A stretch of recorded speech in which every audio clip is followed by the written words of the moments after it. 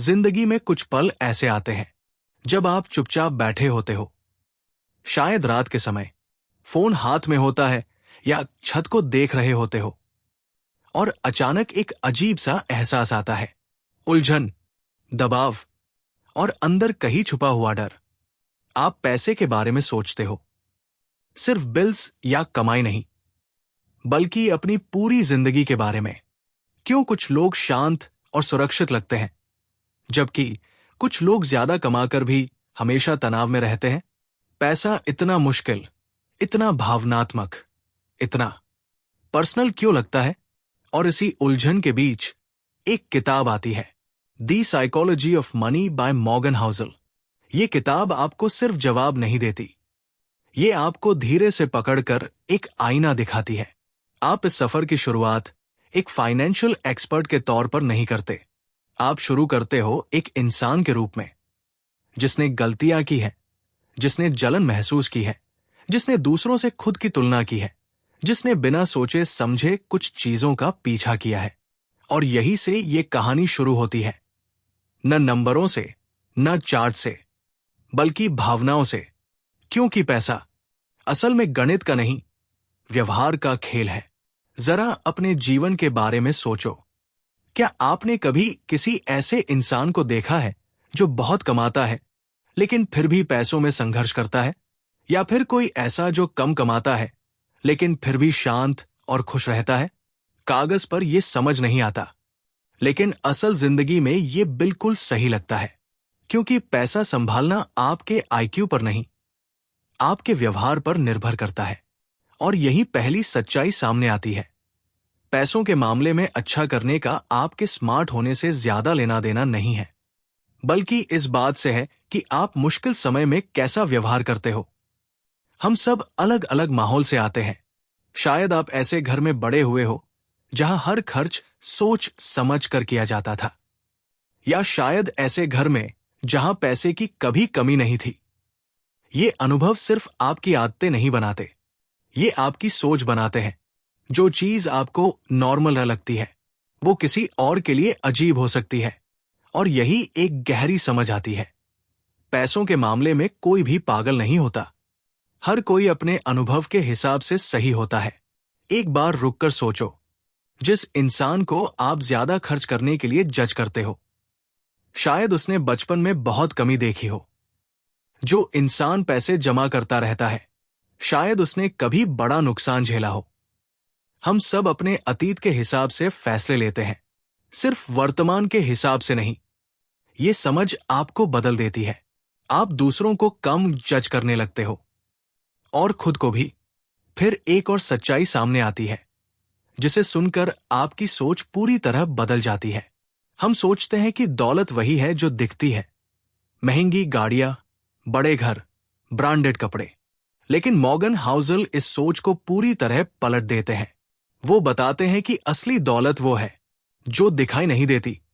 जो गाड़ी आप सड़क पर देखते हो, वो दौलत नहीं है, वो खर्च है।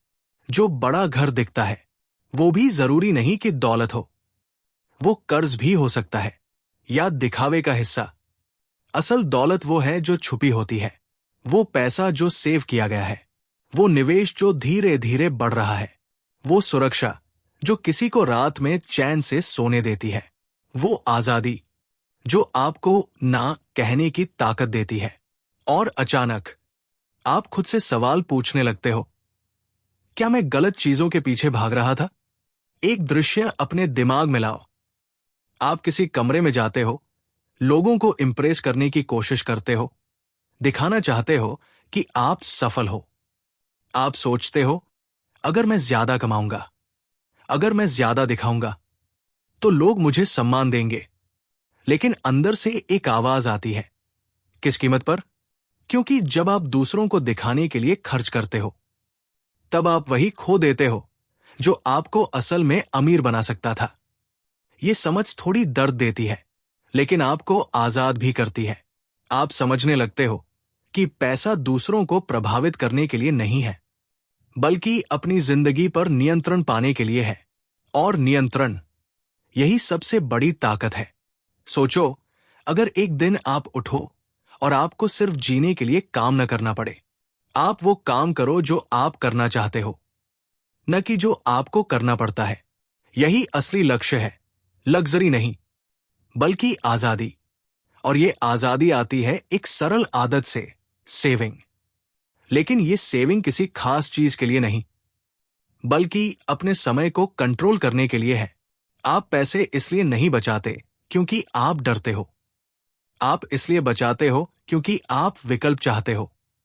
जिंदगी अनिश्चित है, चीजें बदलती है, मौके अचानक आते हैं, और जब आपके पास सेविंग होती है तो आप तैयार होते हो, सिर्फ मुश्किलों के लिए नहीं, बल्कि अवसरों के लिए भी। एक अजीब सी शांति मिलती है जब आपको पता होता है कि आपके पास एक सुरक्षा जाल है। आपकी सोच बदल जाती है, आपका व्यवहार बदल जाता है। और फिर आती है एक और गहरी सच्चाई। समय पैसे का सबसे ताकतवर हथियार है, न इंटेलिजेंस, न किस्मत, सिर्फ समय। कंपाउंडिंग का जादू बहुत धीरे काम करता है। शुरुआत में कुछ खास नहीं लगता। आप थोड़ा निवेश करते हो, थोड़ा बचाते हो, और लगता है कि कुछ हो ही नहीं रहा। आप सोचते हो, क्या ये सच में काम करेगा? लेकिन धीरे धीरे चीजें बदलती हैं। छोटे छोटे कदम बड़े होने लगते हैं, और जो पहले छोटा लगता था वो बड़ा बन जाता है। यहीं पर धैर्य आपकी सबसे बड़ी ताकत बनता है।